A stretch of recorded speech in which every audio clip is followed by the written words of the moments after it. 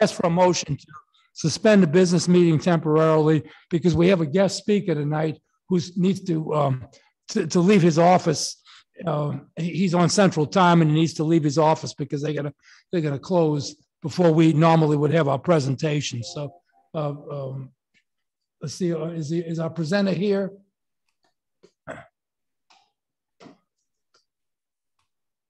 Give me a view. I can't see if he's here or not. What's his name? What's his name, John? The guy that's supposed to do the presenting is a stand-in guy, and I don't know for sure what his name is. I think he said Sean or somebody. I don't see him here. Nope, I don't see him. If the presenter's here from BroadConnect, please speak up and let us know you're here.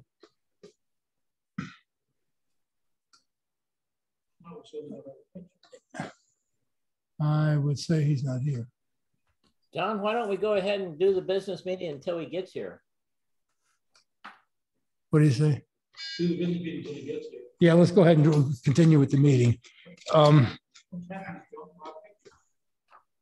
right, first of all, the minutes from the last meeting, were there any need to correct anything? Anybody have any corrections or reasons to not accept the minutes?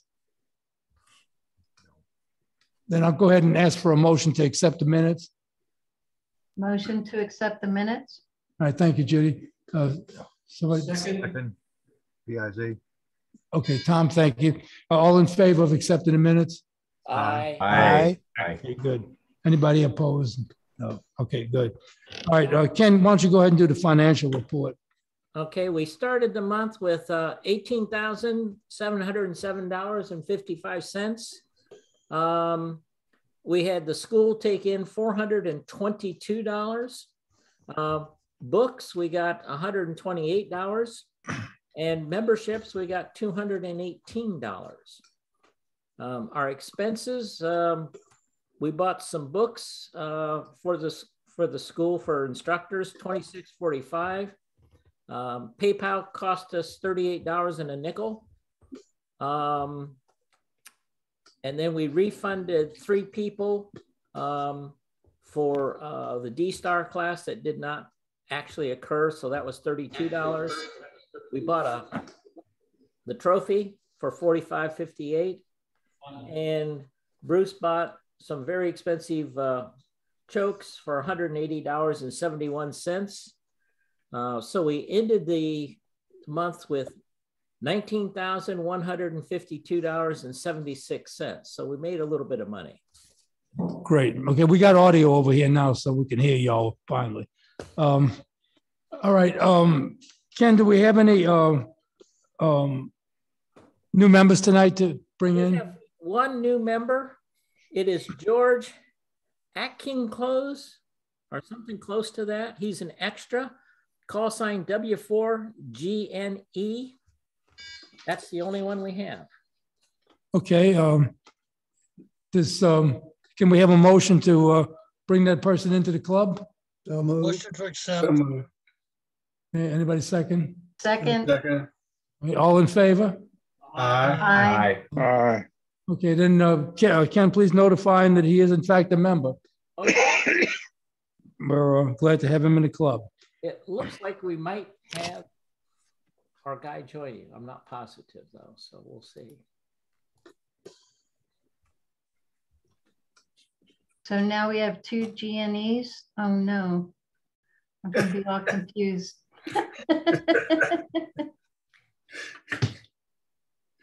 Okay. All right, I have one announcement I'd like to, well, a couple of announcements I'd like to make tonight.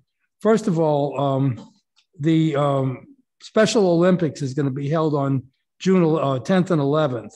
Darren Faulkner, KG4INW, I think it is, had contacted me about whether, excuse me, whether we could provide any help. And the request came in too late for the last meeting. So if any of you all would like to assist with Special Olympics on June 10th and 11th, please contact Darren I'm sure he's on QRZ or wherever you can get his contact information, and let him know that you're willing to work with him. Also, we have a notice from RATS that on the 16th of April, there'll be a POTA, Parks on the Air activation at Powhatan Park this time. And of course, RARC members are invited to participate in that. The other announcement, one other announcement I have, Ken's Builders Club is going to be meeting this coming Tuesday at 2 o'clock at his house. So if you're not already a member of the Builders Club and would like to attend one of the meetings, please get in touch with Ken or send me an email and I'll get you in touch with Ken for the directions. Ken lives out in Midlothian, around the not too far away from Chesterfield Town Center. So it's if you'd like to attend one of those meetings, and for those of you who are members, the meeting will be at 2 o'clock. Okay, then I have one other thing I need to bring up, and that is the club. In case you all haven't heard, the club has been awarded a $1,000 educational grant from ARRL, from the ARL Foundation. Right now, we're working. When we applied for this grant, we hadn't restructured the educational program that Bruce is in the process of doing right now. So we do have to contact the people that gave us the grant and make sure that they're good with the changes that we want to make in the program, which I don't see that it'll be any big deal because it is an educational program. And basically we're going to be doing the same thing. We're going to be holding training sessions and seminars with the money. It's just a question of exactly how we need to report what we're spending. And Bruce and I will be talking about this and working with the people. But just that the membership knows that we applied for the grant back in January. It was approved, and right now they should be sending us a check for $1,000 to the club's post office box. So we have some money to hopefully fund the thing that we're going to be doing on April 30th. And with that, I'm going to turn over to Bruce and let him fill you all in on what's going on with April 30th.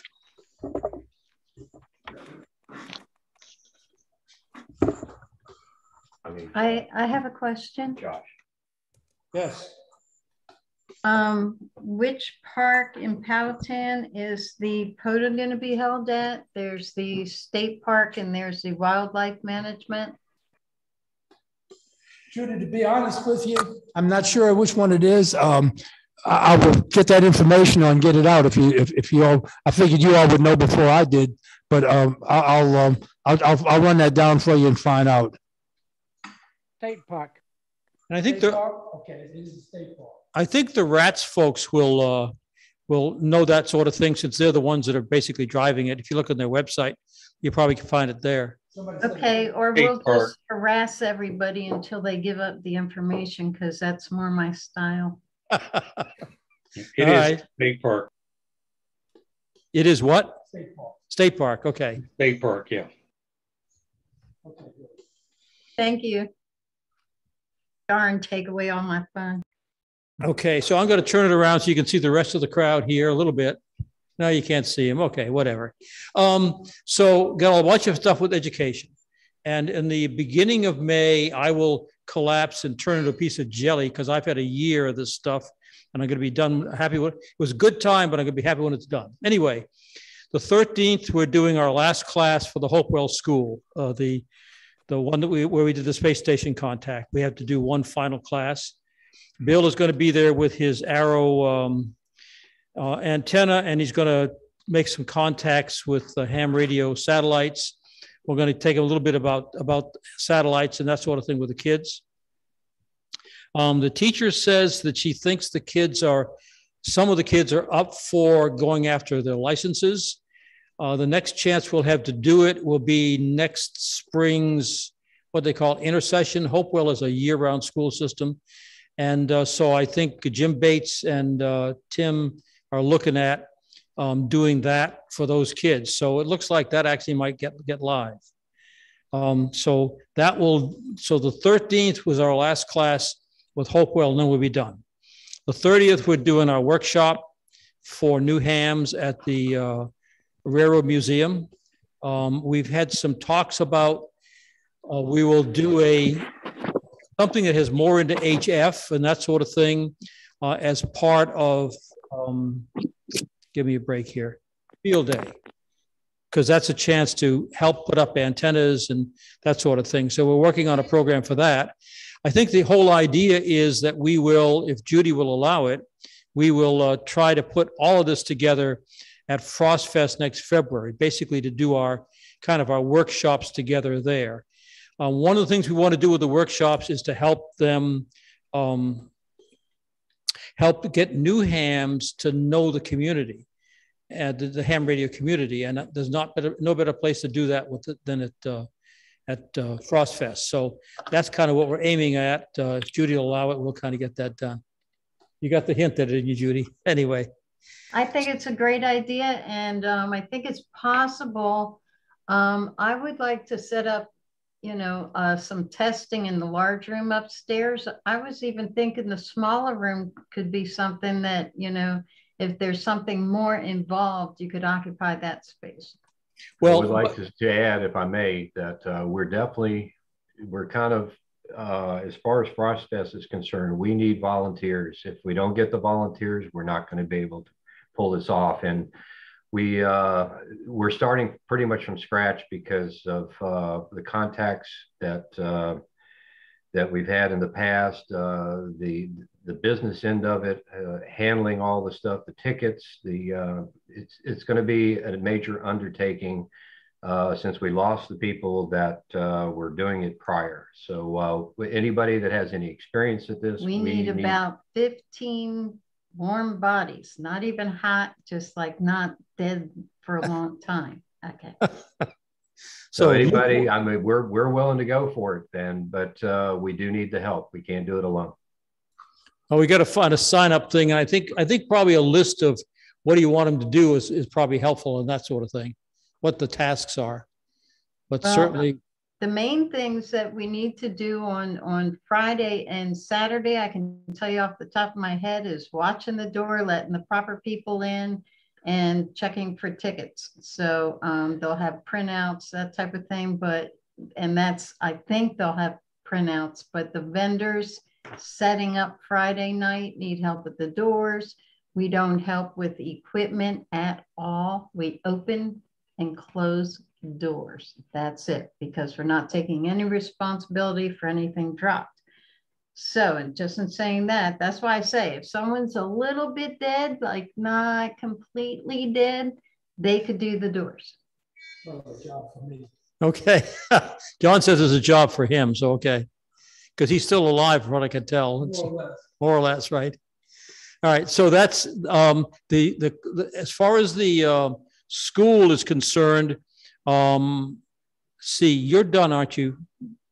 Are you done with tech yet? Okay, you got 1 week with tech. At least, yeah. And there's we've got next week with extra, and I think general is about done. Is Kenny? Are you here, Ken? Ken of Zudovan fan here? No, okay. Anyway, I think by next week we'll be done. So we're talking about Alan to see if we can do a special testing session. He's got to take a look and see if we can pull that together because it's kind of last minute. This is the first time we've done the accelerated education followed by a workshop. We're getting through the education in about 6 weeks instead of 10. I'm guessing we could probably do a little faster than that next year. This is our first year trying it. So this is that first step down the line. And this is kind of part of how we got the grant from ARRL. So education has been going pretty well. And I guess looks like we got that as part of our future. Can't think of anything else to go. Oh, and the last thing I guess I'll report is Mike over here. Mike's here somewhere. There he is. Mike and Tom and Ken and I started working on the failures of the remote station. We've been having problems where it goes bad for a while. We think we found the problem and got it fixed. If you want to see the gory detail, read the newsletter for this month, club newsletter. We kind of describe what we did. But so far it's been 2 weeks, Mike, since we did it. So 2 weeks, we've had not one failure. And we think we may have found the root cause. So you can take a look at the details in the newsletter. We would like to have it as reliable as a repeater. It's more complex than a repeater, but we like to get it that reliable. So that's the end of my reports. As I say, I'm going to collapse May 1st, and you'll find a big puddle on the floor. Okay, then has our presenter shown up yet? Presenter, speak up if you're here. I guess we don't have a presenter in that case. Hold on. There's somebody, Cody. Yeah, Cody, that's who I'm looking for. Is he here? He just joined. Okay, good. We got our business done. Yeah, we were pretty well. Although I don't see him, but. Yeah, right, bottom row. Okay, where Got a black shirt on. Ah. Okay, we see you. Hey, Cody. You looking for me, Cody W3AMG? Yeah, how you doing this evening? Doing well. How about you? Thanks for having me. Doing well. We appreciate you taking the time to come in. Since you weren't here, we started the business meeting, but we'll go ahead and suspend at this point. Let me just ask the members: does anybody have any other reports or anything that we need to deal with? All right, nothing heard. I'm going to go ahead and turn the program over to Cody. Cody, tell us who you are and where you work and how you want to pay. Awesome. Sounds good. Yeah, thanks for having me. So I'm Cody W3AMG, and I'm with Bridgecom Systems. A couple of us here have set up a program kind of after hours. We're just doing this on our own time to give DMR presentations to folks and clubs like you guys, just to help with the community, educate people about DMR, and maybe find a way that we can help them too. So that's what we have here tonight. We'll go over kind of what DMR is, how it started, go through some of the terminology oftentimes used in it, what you need to get into it, and then we'll talk a little bit about how you can actually get set up and using it. So let me see. Will I have the ability to share my screen here? Yes, you will. Yep. Perfect. Awesome. Sounds good. And do you want me to just go straight into the presentation, or are you guys doing anything else first? Straight in. Awesome. We'll make it happen. Okay. So DMR. So what is DMR? A lot of people, we get asked this question all the time. What is it? Where did it originate from? So DMR is digital mobile radio. That's what it stands for. It's basically a digital protocol or mode. It originated for commercial use. That's primarily how it got started. There's some advantages we'll talk about later that really made it big for the commercial side of things. But in more recent years, the amateur people have adopted it too, which makes for some really awesome things that it can do. And one of those, if we have a look here, Brandmeister, you may have heard of that before. There's a few other networks out there. There's TGIF, and there's quite a few others as well. These are networks. Now, what they did is took advantage of DMR and actually linked it together with other repeaters and other DMR systems around the country and around the world. So if I have a DMR radio and I'm hooked into a DMR repeater, most of them are linked up to some kind of network now, which would allow me to talk to people all over the world, which is what makes it really neat for amateur radio people. It's a great way to get into talking to people all over the world without necessarily spending thousands of dollars on HF equipment. And sometimes it's just way more convenient as well. So what are talk groups and channels, zones, code plugs? We get asked this question all the time, time slots. There's a lot of terminology, and I'll do my best to clear it up here a little bit. So talk groups are different like topics. That's how I like to think of them. There's talk groups for just about everything. There's talk groups for all the different states, pretty much all the different countries, talk groups for different activities. So if you want to talk about something or talk to a group of people, there's a talk group out there for you. And you can even, I think, create some talk groups, potentially. It depends on the network you're on. Now, channels, that's simply just what you're going to rotate your channel knob with on the radio. So if you have a radio and you have talk groups programmed in, most likely you'll set it up so you just rotate that channel knob to change your talk group. So real simple there. In zones, in the world of modern radios and DMR, what zones do is basically organize everything. So instead of, let's say we had 800 different talk groups around the world in our radio, with a zone, I can organize those talk groups into different sections. So I could have my states, like all 50 states. I could have my weather channels. I could have my local repeaters, all that information separated so it's much easier to use. And then code plugs, we hear this all the time as well. A code plug is basically just the file of information stored in your radio. So your list of channels, zones, all of that, that's all within a code plug file. It's kind of a confusing term for it. So just think of it as your radio programming file. It's just the data stored in your radio. That's all it is.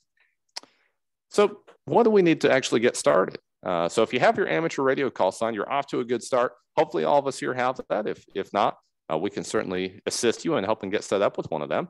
I'm sure your club can as well. After that, you'll need a radio ID, a DMR ID. And the place to get that is radioid.net. There's some good folks over there who run that, and they'll help you get set up. We even have some information to show you how. And if you really run into trouble, just give us a call. We'll help you anyway. But it's real simple. If you have a license, you can get one. It's totally free. And that's basically a number that you get assigned that's going to be used and tied to your call sign throughout pretty much everything you do in the digital world of DMR. Now, if you're using a hotspot, now you can see in the picture here, that's a Skybridge hotspot. You will need another account, a Brandmeister account, or whatever network you choose to use. Now, what hotspots can do is pretty neat. Instead of talking to a repeater, you can actually talk to your own personal device.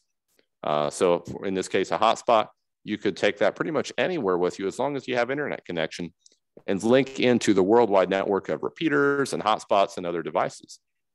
But just keep in mind, you will need an account with Brandmeister or whatever other network you choose. We tend to go with Brandmeister just because it's the biggest one out there.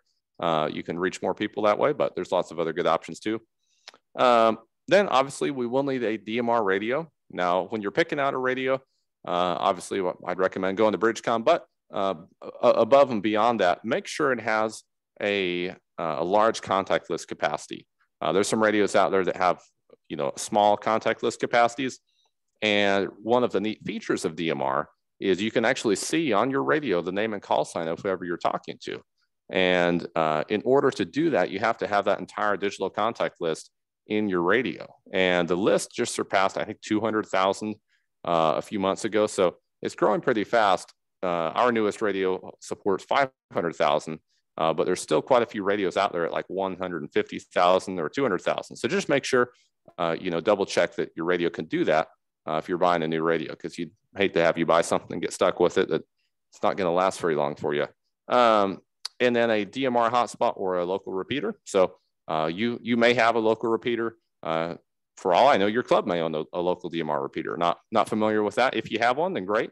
You can start talking on it. If you want to do a lot of traveling, or maybe you don't have one where you live, or you just want more flexibility. A hotspot's a great option too, because at least some of the hotspots, like the Skybridge hotspot, you can actually talk to different modes too. You don't just have to stay on DMR.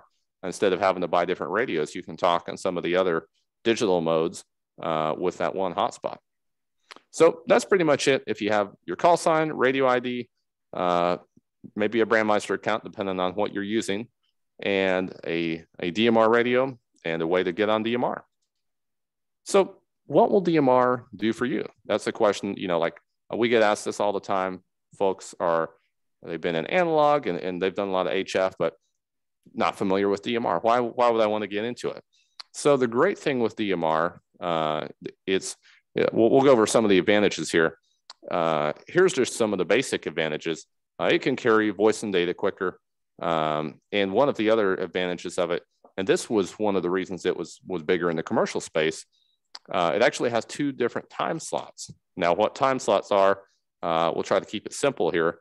But basically you have one frequency, and with DMR, you can actually split that up into 2 time slots. So you can basically have double the activity on that one frequency. So you can have 2 different conversations going on that same frequency with DMR.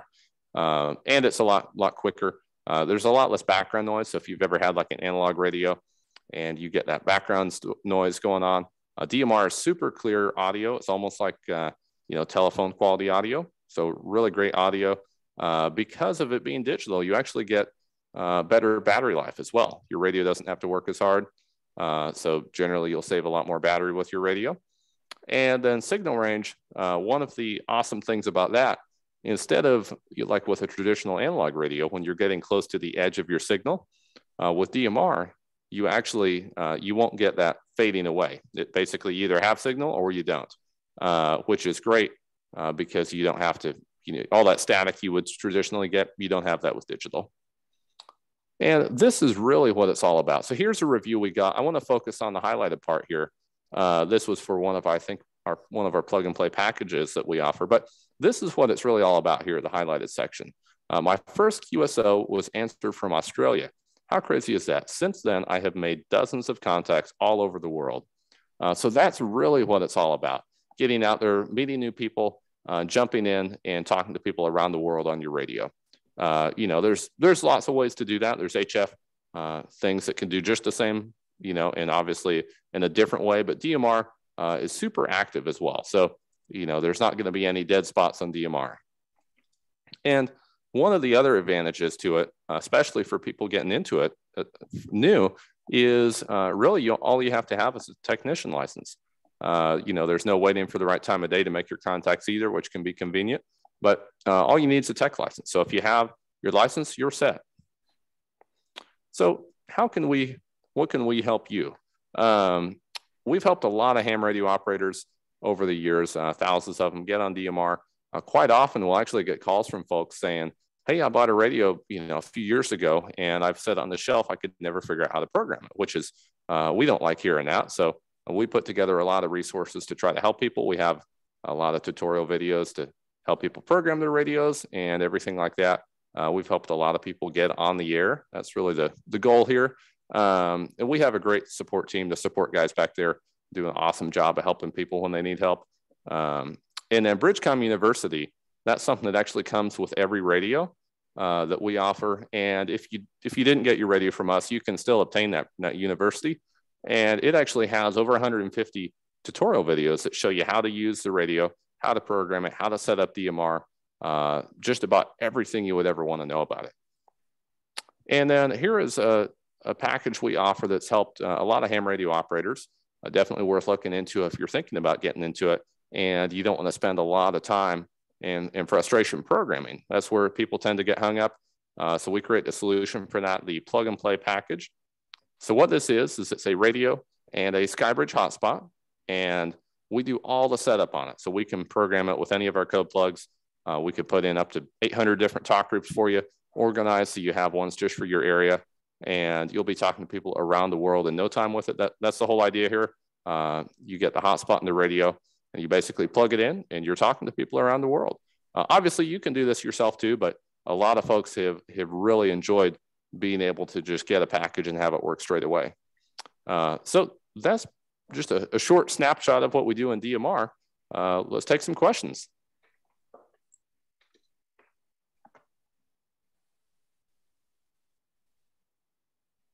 Do we have any DMR repeaters here in Richmond? We have 3. We have 3 of them, John. Okay. Cody, when I talked to Josh, he had mentioned something about a program you all might have that if we did want to have an additional DMR repeater, that you all had some kind of a program where if a certain number of radios was sold, we could get credit towards a repeater or something. Is that still in effect? Yes, sir. Absolutely. So I'll have Josh send over that information to you. I should be able to send it over as well. And how that works, basically, we've set up a program for these clubs that we're doing these presentations for. If they're members, so if any of you guys buy a radio from us or really anything, it doesn't just have to be a radio, a SkyBridge, whatever that is. Basically, you just tell us I'll send you the information. It's a form. So you would just put that order number in, and then you would get credit. Your club would get credit for that radio. So it's about 10%. So each radio gets you about $30 credit. If it's like a mobile radio, get you about $45 credit. And you can put that towards the repeater system for the club. So if you have a few guys get radios, that'll add up fast. Okay. And you'll send me that information so I can pass it out to the club? Absolutely. Yes, sir. I will send that over to you. We'll do that after the meeting. Okay, good. Thank you. Anybody have questions? I may have one, Cody. Can you use this in the emergency realm? Yeah, sure. Thanks for the question. So the radio itself, depending on what emergency frequencies they're using, you could. We have a lot of firefighters use these. It'll work fine. You know, UHF VHF is a 2 meter 70 centimeter radio, and it does DMR as well. Now, if they're using like P25 or something like a lot of the police use, not going to work with that. But for traditional analog or DMR, it'll work fine. So it's just a matter of what they're using. Thank you, Cody. KG4BIZ. Absolutely. Question. Mentioned these things do analog as well as digital.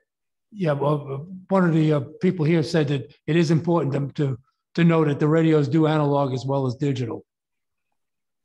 Yeah, absolutely. In fact, I use mine all the time for analog as well. I have a lot of analog, repeaters and frequencies programmed in along with my digital stuff. And you can either separate it out with different zones, or you can even combine it together in the same zone. So. Okay. I got a question.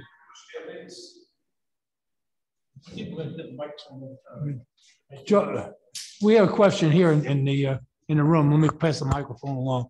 George, did you have a question? Yeah, I had a question. Good. Why don't you go ahead with yours, and we'll pass the microphone to the person here. Okay, am I able to get to all the talk groups from a repeater that's on digital, like here, saying in the Richmond area, or do they have to actually support the talk group on the repeater? Yeah, that's a good question. So there's I guess a couple different answers. They would have to support it. If they had blocked it for some reason, you wouldn't be able to get access to it. I know there's some repeaters that only support a few. Most DMR repeaters that I've run into don't have many of them blocked. So generally you can get on any talk group. Now, when you are using a repeater, if there's a lot of people on it and they have both time slots tied up with different talk groups, you may not be able to get on the one you want at that particular time. But generally that's not a problem. And certainly, yeah, you can get on pretty much any talk group you want through a repeater. All right, thank you. Comment?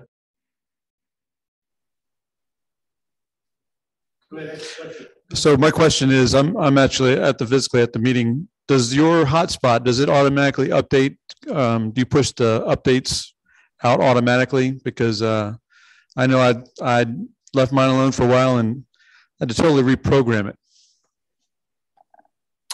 Yeah, that's a good question. So the updates on the SkyBridge are not automatic. If you want to update it, you can go into the menu and click the update button. It'll update for you. That shouldn't reset anything. If you update your SkyBridge, it shouldn't reset anything. Was that the SkyBridge you were working with? No, I built my own hotspot, but I didn't do the manual update. And so when I went to use it, it didn't even connect. So I had to break it all down and like reprogram from the beginning. So. Oh, wow. Yeah, you shouldn't run into that with the SkyBridge. They don't auto update or anything. And even if they do update, if you update it, you'll still have all your information. Thank you. Judy, did you all have a question? I was just going to mention, and somebody maybe will correct me, but as far as here in the Richmond and vicinity area, I think we have at least 3 repeaters that are linked through DMR: Powhatan, Richmond, and Petersburg, and there may be a couple others. I haven't checked on it lately. Okay, thank you. All right, anybody else have questions for Josh? Yeah.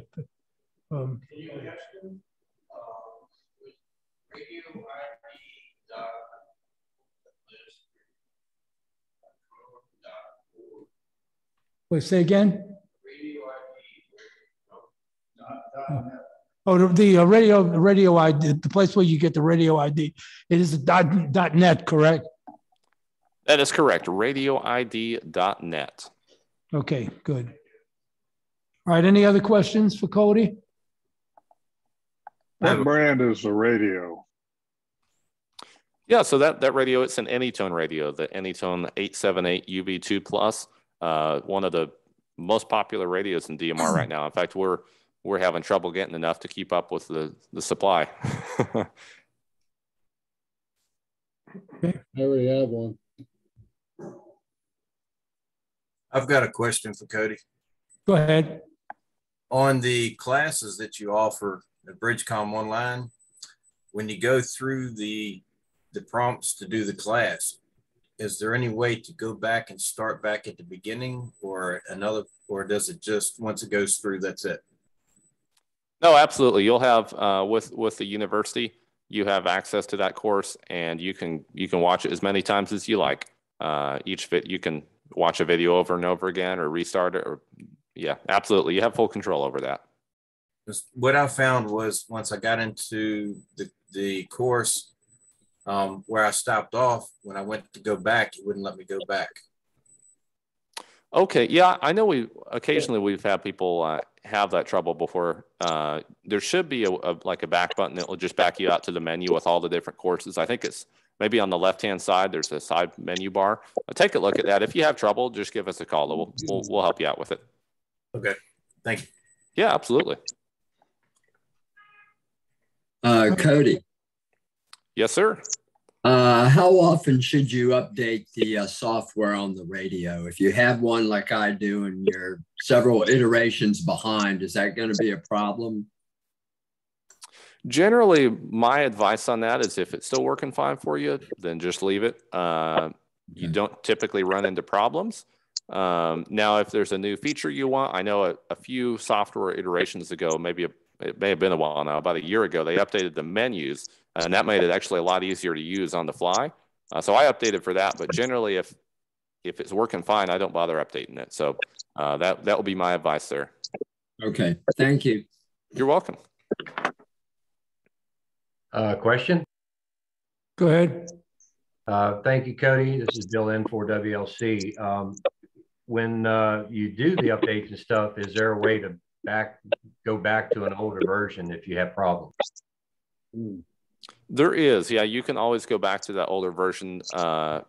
Make sure you have the older version saved that you want to go back to. We have most of the iterations available on our website. So if you, for some reason you don't, you should be able to download it there. But it is possible to go back. Thank you. Appreciate it. You're welcome. Absolutely. Hey. Question. Okay, any other questions? I have a question. Go ahead. Cody, is there